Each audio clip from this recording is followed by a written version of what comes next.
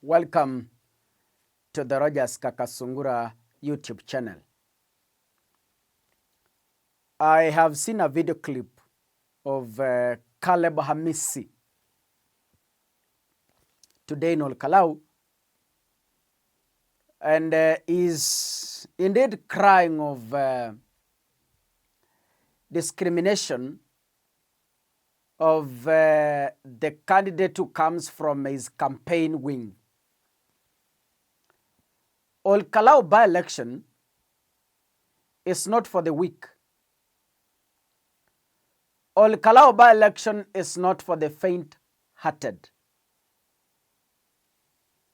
Olkalou by-election has shown people thirst.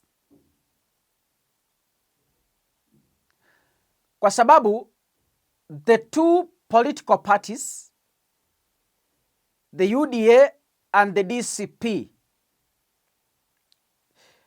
the two parties have completely dominated the Olkalou by-elections. Even the media itself appears to be covering only the two bigwigs.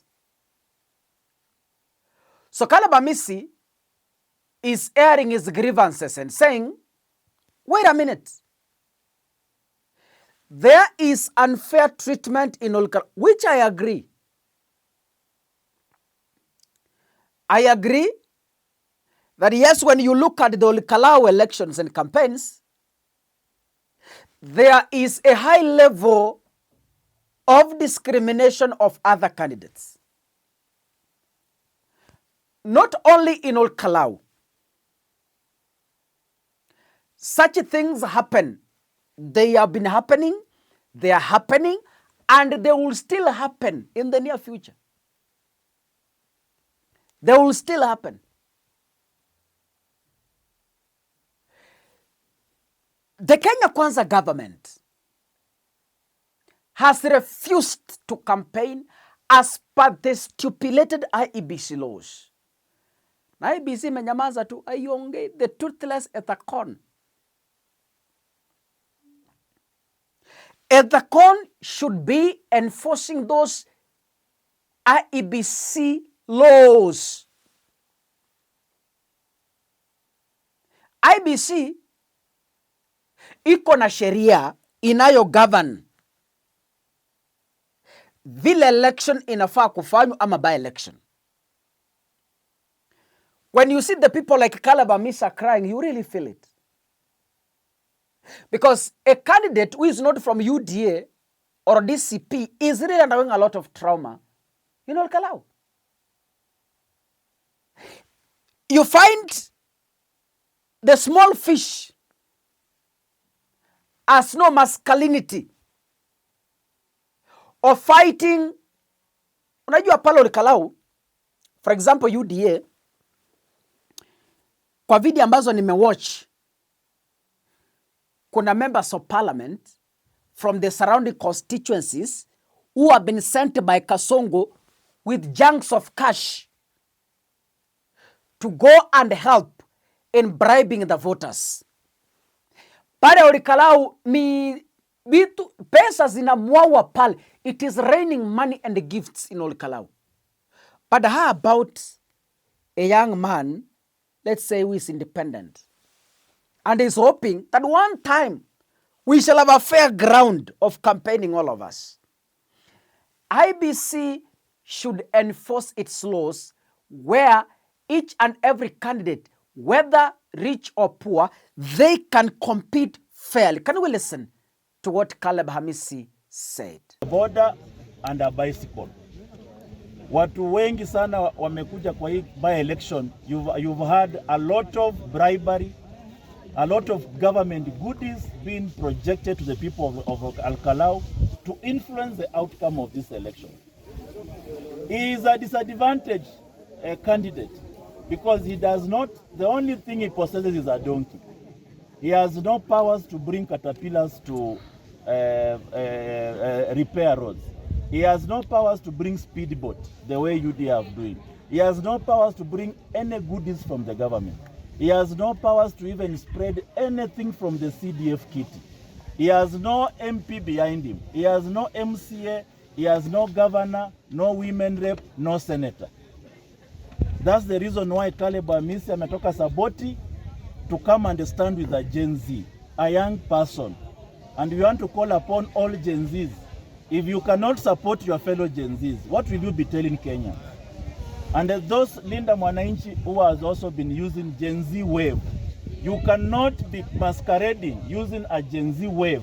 And when a Gen Z is on the ballot, you leave him alone. It is ridiculous, it is a paradox to use a Gen Z wave, and when Gen Z is on the ballot, you leave him alone. So I've come to stand here with the Gen Z. And I want to tell the chairman of IBC, Ethicon, you've started well by warning the candidates in this election to keep off voter bribery. Ethicon, it is in the public domain that the candidate of the government has been issuing goodies and projects to sway voters into voting into that candidate. Ethicon, we demand, for the respect of young people, for the respect of the Constitution, Ethicon, the IBC must issue a statement barring the UDA candidate from this election. We cannot continue like this. Election cannot be out of bribery. Election cannot just be done out of the constitutional framework.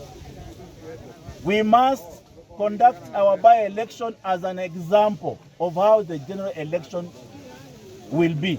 Our Olkalou election by-election is guinea pig. You mess Olkalou gives Kenyans the benchmark of how the general election will be conducted. We demand that the UDA candidate must take the election act, the constitution, and all the regulations that guide it. If Timothy Karuki is not announced as the winner of MP Olkalou, not any other candidate. If it is not Timothy, then it can only. Ladies and gentlemen, remember Gachagua locked out Irungu Kang'ata and his Linda Mwananchi team from campaigning in Olkalou, stating that Gachagua doesn't need any additional machinery. But you know, as I've always said, Linda Mwananchi is operating from the same source as Fred Matiang'i. Meaning what? These are the children of one father. They come from Jubilee Party. And Sifuna might not form a party very soon. As Sifuna as an individual, he might not form a party any soon, because of the reasons I outlined yesterday. If you haven't watched those videos, go back to the videos I uploaded yesterday. You will see reasons why I believe so. God bless you. See you in the next video. Asanteni sana.